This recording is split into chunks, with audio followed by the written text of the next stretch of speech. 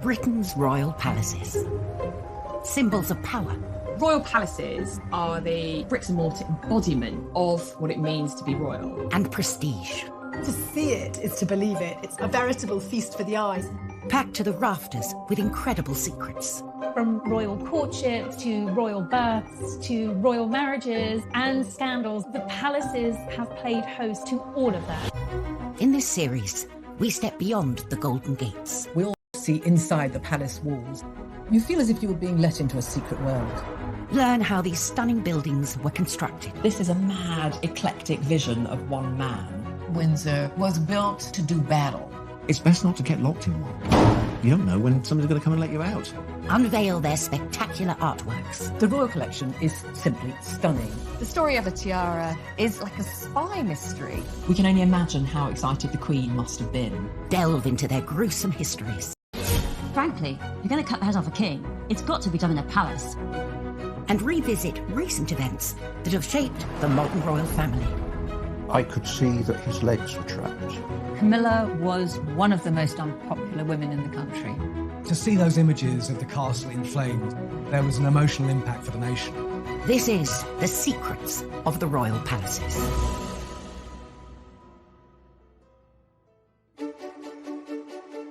This time, a witness to Prince Philip's Sandringham crash tells us what really happened. The driver couldn't move at all. It was quite obvious then that it was Prince Philip. We uncover the secret history of the Queen's tiara and its role in the Russian Revolution. The story is straight out of a spy novel. We discover the hidden security protecting the future king. If you ever go to Highgrove, you won't see the security. It's invisible. We reveal how a palace became a prison for a future queen. Wonderful, marvellous Kensington Palace was to Victoria a miserable place. We peek behind the scenes at the exotic seaside pleasure dome, plundered to decorate Buckingham Palace. This is a mad, eclectic vision of one man and his fantasy of the East. And discover why the king hid in a cupboard and then lied about it. They would want to think of their king as this nervous man in a tiny box room. The British royal palaces are the star attraction for millions of visitors to the UK each year. Now, we all want to see inside the palace walls. It's somewhere that very, very few of us are going to get in our lifetime. Some royal palaces are frequently open to the public, but others are rarely accessible, like the Royal Sandringham Estate. The Queen and Prince Philip spend the winter months at Sandringham and enjoy the freedom the vast estate provides, often driving themselves around. It's very normal to see the Queen and Prince Philip driving around, and no one bothers them, and that's why they love it. However, in January 2019, all that changed when 97-year-old Prince Philip was involved in an accident. It was a collision of some force.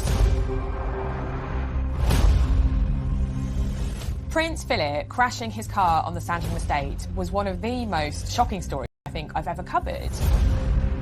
It was a sunny day in January, so the sun was very low. He was turning onto a main carriageway and he hit a Kia which was carrying two women and a baby. The Prince's vehicle flipped onto its side and came to a stop on the shoulder of the road, while the car ended up a few feet away, nosed into a ditch. It was clearly a high-speed crash as he pulled out into the traffic. One eyewitness was on hand to help the Prince. I could see that it was an elderly man.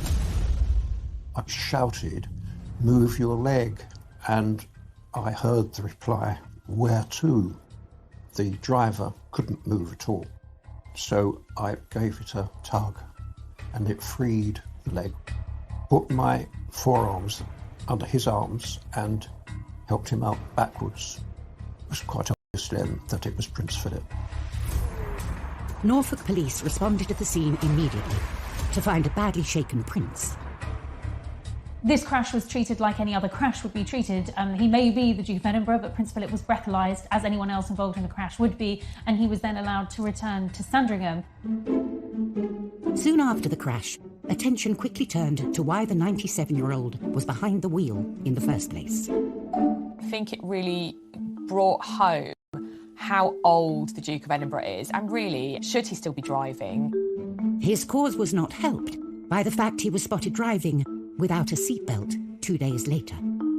To everyone, it seemed that both the palace and Prince Philip hadn't taken the crash particularly seriously. Buckingham Palace, in their statement, totally downplayed the seriousness of the crash. Following a public backlash, Prince Philip agreed to give up driving on public roads. He can still drive on the Queen's estates, such as Sandringham and Balmoral. I think for anyone, having to hand in your licence is a big deal. This is a man who was a commander of Royal Navy ships. He's a pilot. He's been driving all of his life. And to hand in his licence is like the last vestige of normality. Driving on public roads.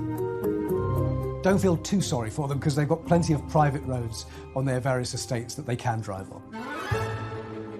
These vast estates mean the royal couple can still surprise high-profile palace visitors by becoming their personal chauffeurs. During the Obamas' 2016 visit to Windsor, the president even commented on Prince Philip's driving. So this room is full of mirrors. Where would you like to see? Prince Philip famously took President Obama for a drive when the Obamas were here in the UK on a state visit, and Barack Obama released a statement saying that he had never been driven by a Duke of Edinburgh before. This was a first for him, and he could report that it was a very smooth ride. But up at the Balmoral estate, the Queen got a less than favourable review when she chauffeured a foreign king. The King of Saudi Arabia was in the UK for a visit back in 1998. Now, at that time, women in Saudi Arabia weren't allowed to drive. So not only did the King have to sort of get his head around this rather bizarre concept, the Queen is also quite speedy when she gets behind the wheel. And at one point, I think he had to ask her to just slow down a little bit.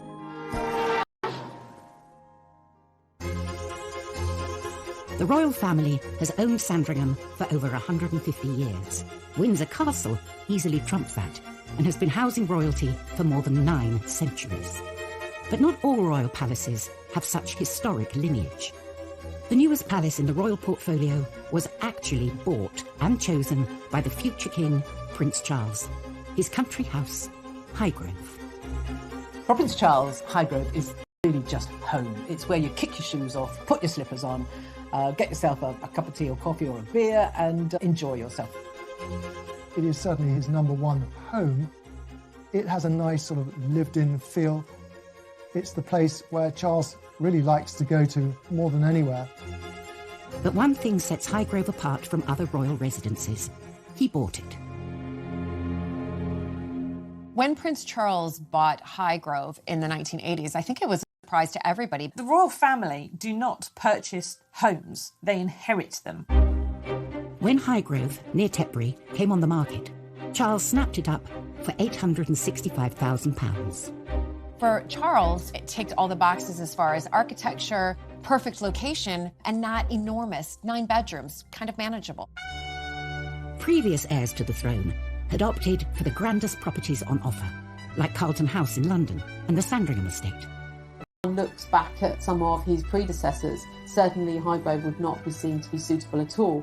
For a royal mansion, Highgrove is actually quite small. Buckingham Palace has 775 rooms, and Windsor Castle has Charles saw there was potential, and he could make it his own. The house isn't architecturally that precious. You can carve whatever kind of house you want out of it, and that's what Charles was looking for. Not a set piece, not to show off, but to make a home from. Charles renovated the main house, giving it a neoclassical facelift. Charles turned a plain box 5 windows wide by 3 stories high into something which had focus to it by putting a pediment over the middle of the main facade.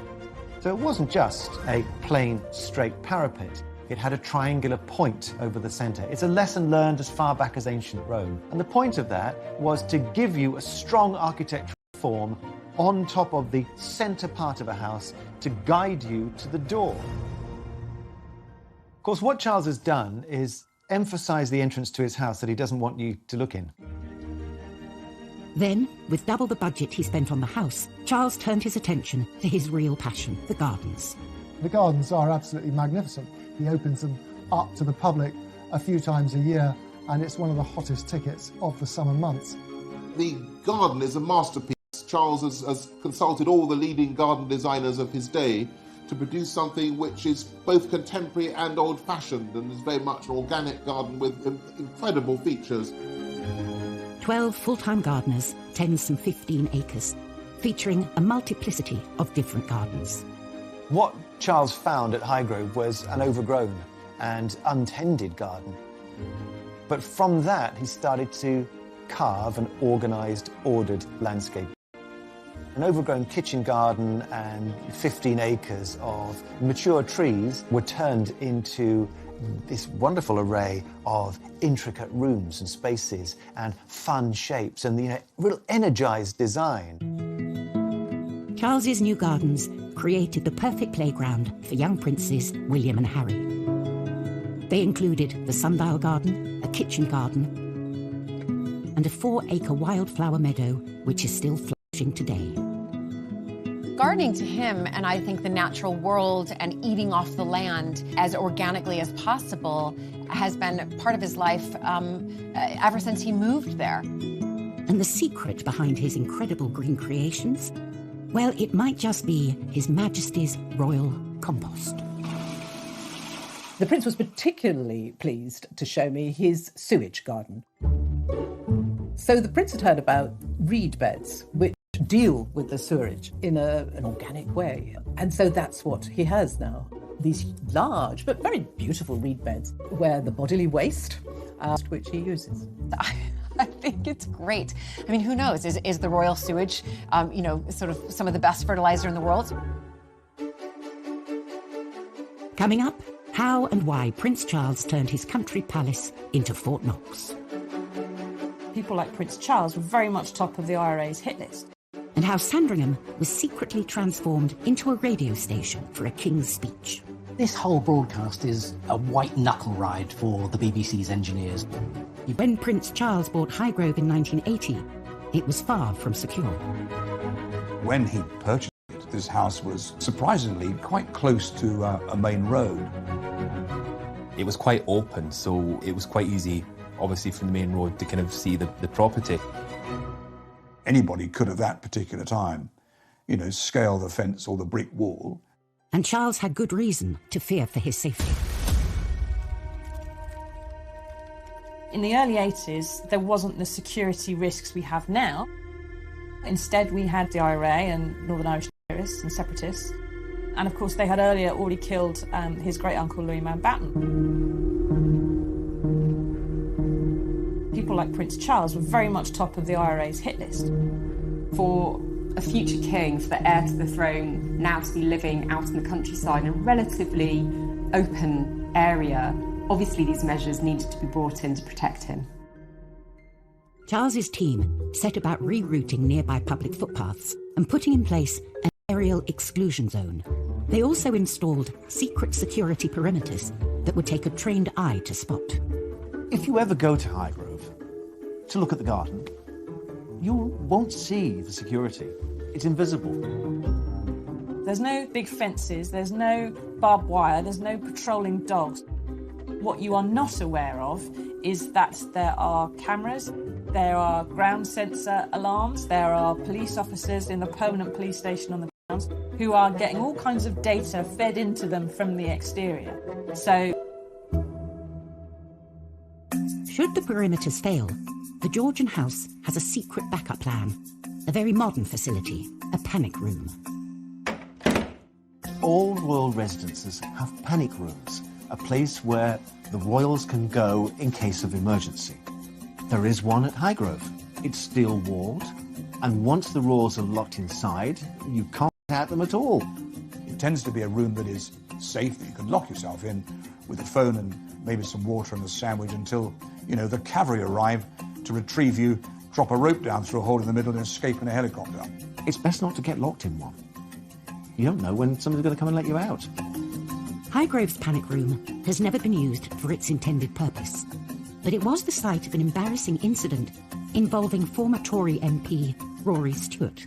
And Rory Stewart had tutored William and Harry, and he became a great friend of Prince Charles, and he was staying at Highgrove one weekend, and inadvertently he went into the bathroom But this was no ordinary bathroom. It was the panic room.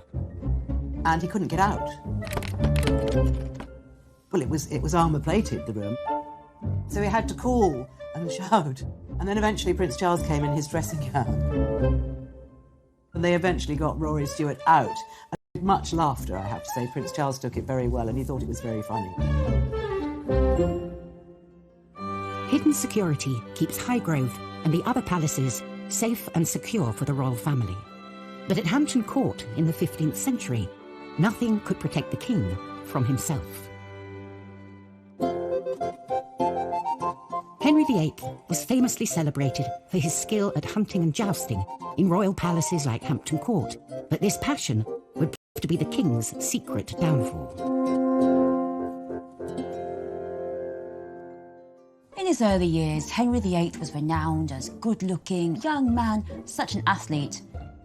By the end of his life, he got pretty fat, 28 stone, had to be carried around his palaces because he couldn't walk.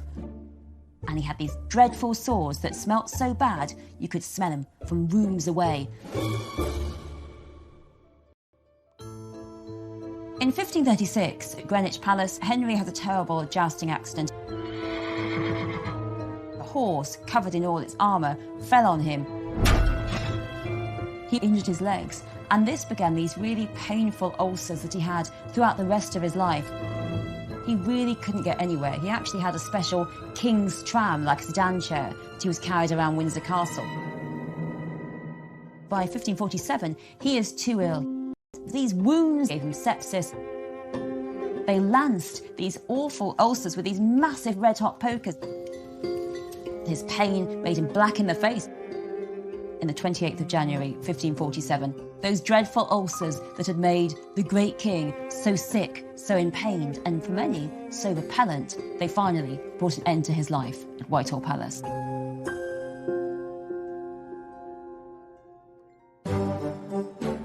What happens behind the palace walls is often shrouded in mystery for years after the monarch involved has died. But in 1932, Sandringham witnessed a major event that would forever alter the way the royals communicate with us, their loyal subjects. King George V was monarch during a deep economic depression for the UK and the world. The country was in dire straits. There'd been a big financial crash in the late 20s. The political situation in Europe was not as good as it should be. The Dominions were given more independence from Parliament at Westminster, and so the empire was just starting to turn into something looser, the Commonwealth. It was an era of rapid change. The faltering British Commonwealth desperately needed reassurance from their king that everything would be okay. George V had to be that figure to unite the people. He needed to consolidate his position in the new empire and the new Commonwealth. It is a deep pleasure to us. But the king was nervous. While his son, George VI, would famously dread public speaking thanks to a lifelong stammer, it was the groundbreaking new radio technology and its long reach that was putting this confident king off his game. His audience was vast. It was probably the largest audience anyone in the world had ever had up to that point. Prime Minister Ramsay MacDonald finally persuaded the king to give his inspiring address to the UK and the Commonwealth. The date was chosen, the 25th of December.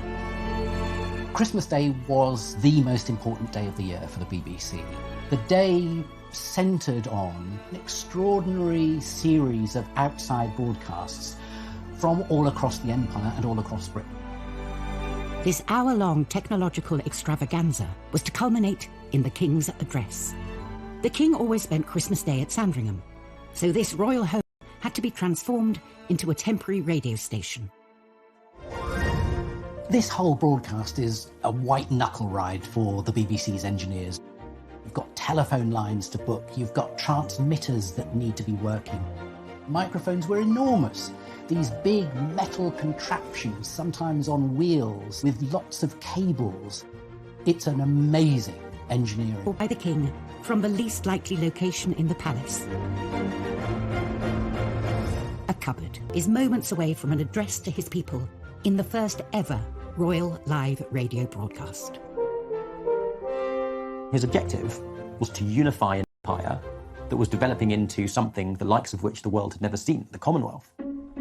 Inside Sandringham, the king had 775 rooms to choose from. The official photograph suggests it took place in one of the many grand rooms. The photograph we have shows him in what looks like a drawing room. It's heavily decorated in that Edwardian style that Sandringham is known for.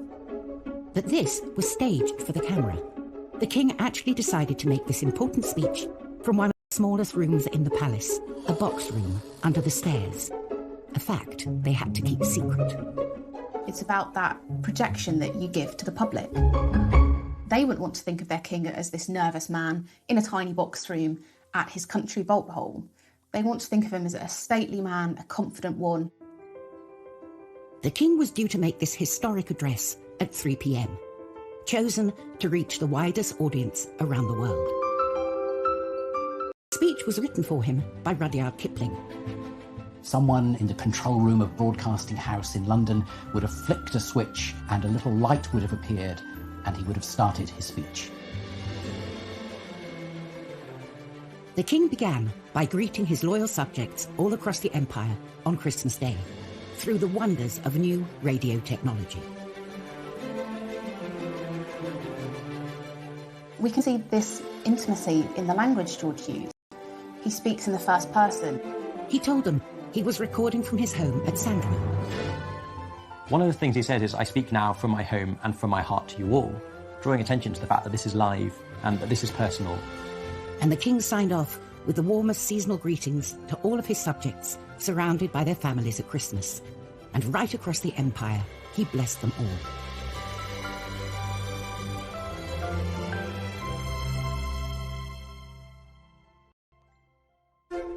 The Christmas address, broadcast from inside a tiny royal box room, was a success, with a global audience of 20 million people tuning in.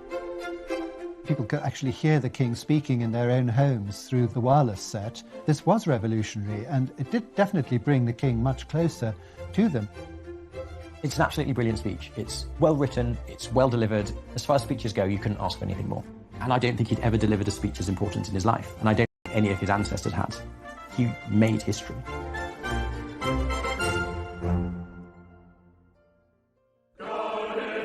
Sometimes, the palaces are used as the staging point for much more damaging deceits and downright lies. Was Henry VIII's great deception.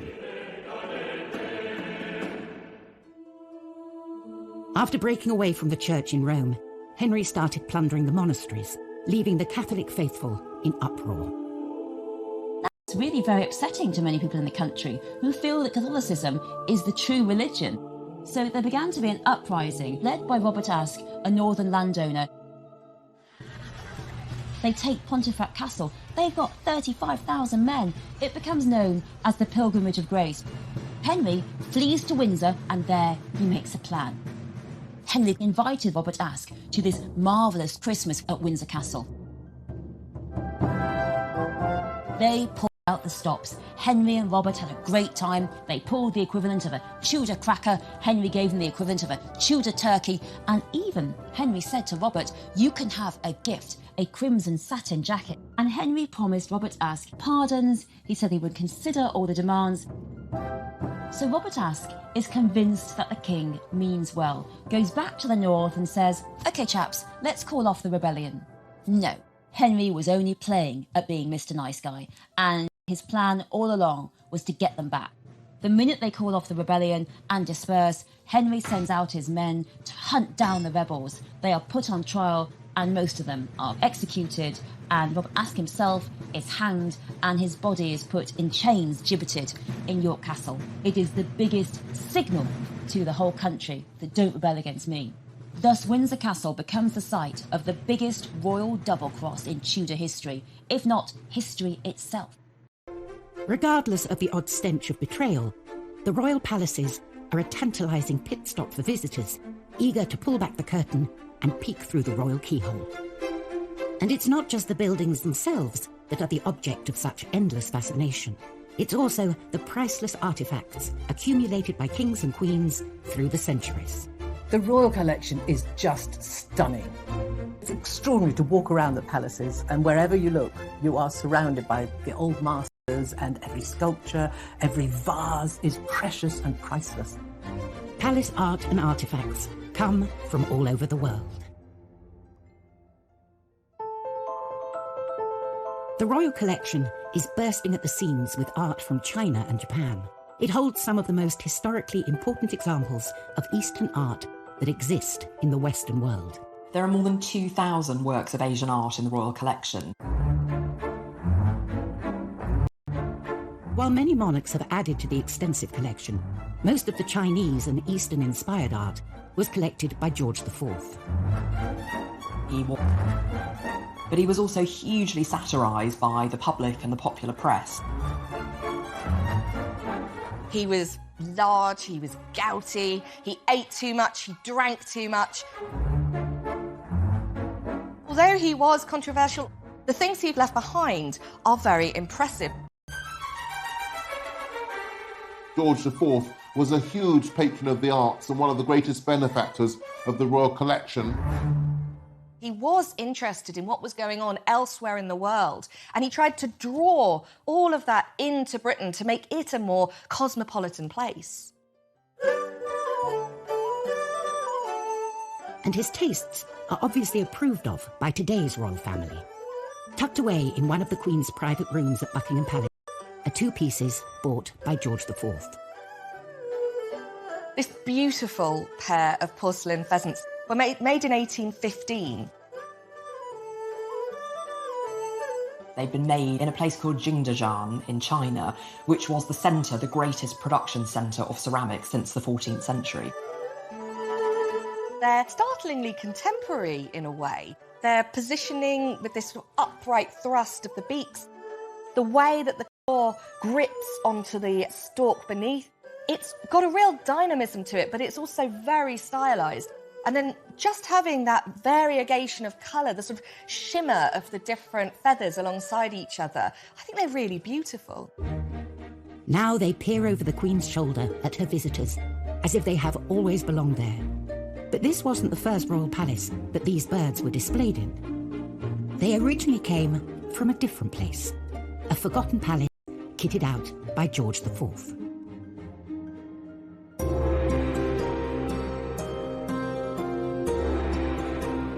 Before the pheasants moved to Buckingham Palace around 1847, we know that they originally lived in Brighton Pavilion because there's an etching made around 1820 that shows them on the mantelpiece. This was the Long Gallery in a palace unlike any other, Brighton's Royal Pavilion. The Brighton Pavilion was George IV's pet project, his passion project. Created when he was Prince of Wales, Brighton Pavilion would be the perfect party palace. You've got Chinese and Indian motifs, you've got Regency grandeur, you've got French influence and Gothic influence. It's this total mishmash of styles. Brighton Pavilion can be considered as a piece of art in itself, a piece of art which Queen Victoria hated. Victoria inherited Brighton Pavilion when she took the throne, but there really wasn't room for her ever-expanding family. Victoria ended up selling off Brighton Pavilion for just £53,000. Pearls hang from the loops, each of which is worth thousands of pounds. Behind its shimmering exterior lies an untold story of glamour, intrigue, and daring adventure. The story of how the tiara got into the hands of the British royals is something a bit like a spy mystery. The story began in Russia in 1874. It was made by the imperial jewellers to the Russian royal family for Maria Pavlovna, the wife of Grand Duke Vladimir, the Tsar's brother. But after the revolution of 1917, communist Russia was no longer safe for aristocrats as wealthy and prominent as Maria Pavlovna. When the Russian royal family came tumbling down, she hid her precious jewels in a secret compartment within her home, escaping with just her day jewels. The Grand Duchess was the last Romanov to escape Russia, dying in France in 1920. Her family had lost everything, except for the jewels. Hidden in a secret alcove in her palace, the tiara was under the noses of the Bolshevik government for many years. Her son, Grand Duke Boris, persuades an art dealer friend of his to smuggle themselves into the country and get the jewels out. And then miraculously transports them 1,300 miles back across Europe, hidden in a leather Gladstone bag, all the way back to London. Queen Mary bought the tiara for £28,000. Now, that's about the equivalent of £1.25 million today, a huge amount. It can also be worn with a stunning set of green emeralds and drops that came from her own family's cache of gems. These family heirlooms, known as the Cambridge Emeralds, were amazingly won in a charity raffle in Germany by Queen Mary's mother, Augusta, a German princess and the first Duchess of Cambridge. In 1953, the newly crowned Queen Elizabeth inherited the tiara directly from her grandmother, and it has been a royal favourite during her reign. The Queen wears it all those different ways, and each time it feels like a fresh new piece. There is a Vladimir tiara to suit every occasion. She opted for green with the Cambridge Emeralds when she hosted the Irish Tea Shop at Buckingham Palace in 2014. With a value in excess of £10 million, it's secured in a secret vault the size of an ice rink, 40 feet below Buckingham Palace.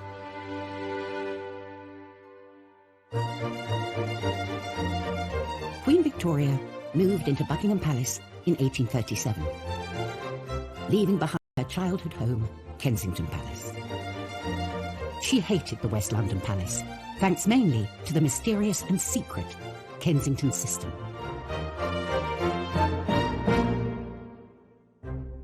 So Victoria's father died when she was very young, and Victoria's mother, a German widow, becomes very reliant on this chap called John Conroy, who really is the baddie of the piece. I don't think anyone can really find many redeeming features in John Conroy. Victoria's mother, Victoire, and her mother's advisor, John Conroy, clubbed together to make Victoria their feature.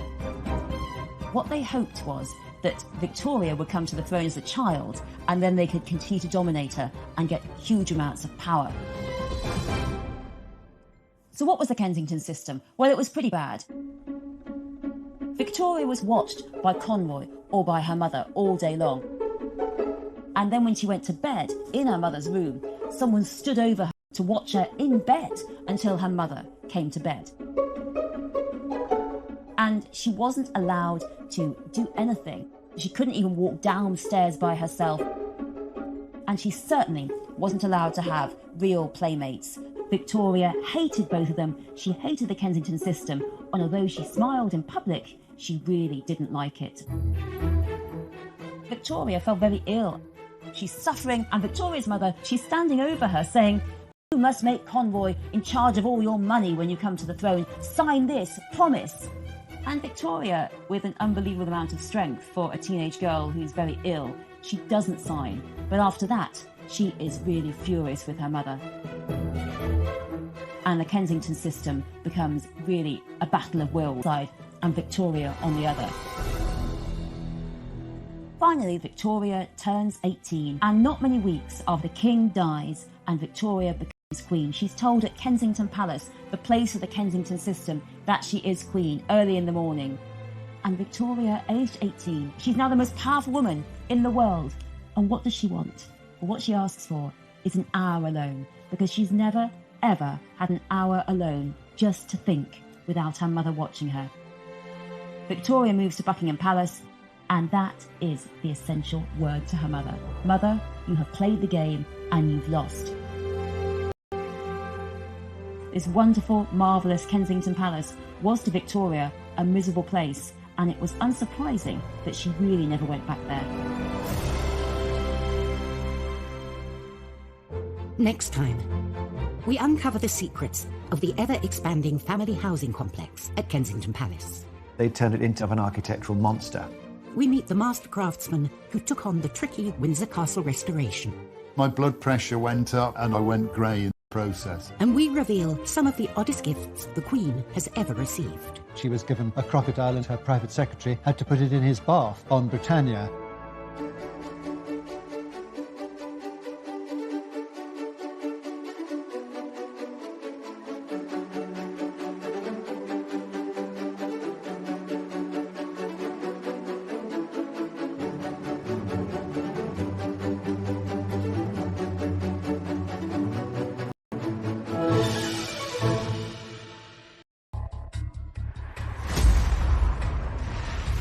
It was clearly a high-speed crash as he pulled out into the traffic. One eyewitness was on hand to help the Prince. I could see that it was an elderly man. I shouted, "Move your leg," and I heard the reply, "Where to?" The driver couldn't move at all, so I gave it a tug and it freed the leg. Put my forearms under his arms and helped him out backwards. It was quite obvious then that it was Prince Philip. Norfolk police responded to the scene immediately to find a badly shaken Prince. This crash was treated like any other crash would be treated. He may be the Duke of Edinburgh, but Prince Philip was breathalyzed, as anyone else involved in the crash would be, and he was then allowed to return to Sandringham. Soon after the crash, attention quickly turned to why the 97-year-old was behind the wheel in the first place. I think it really brought home how old the Duke of Edinburgh is, and really, should he still be driving? His cause was not helped by the fact he was spotted driving without a seatbelt 2 days later. To everyone, it seemed that both the palace and Prince Philip hadn't taken the crash particularly seriously. Buckingham Palace, in their statement, totally downplayed the seriousness of the crash. Following a public backlash, Prince Philip agreed to give up driving on public roads. He can still drive on the Queen's estates, such as Sandringham and Balmoral. I think for anyone, having to hand in your licence is a big deal. This is a man who was a commander of Royal Navy ships. He's a pilot. He's been driving all of his life. And to hand in his licence is like the last vestige of normality. Driving on public roads. Don't feel too sorry for them because they've got plenty of private roads on their various estates that they can drive on. These vast estates mean the royal couple can still surprise high-profile palace visitors by becoming their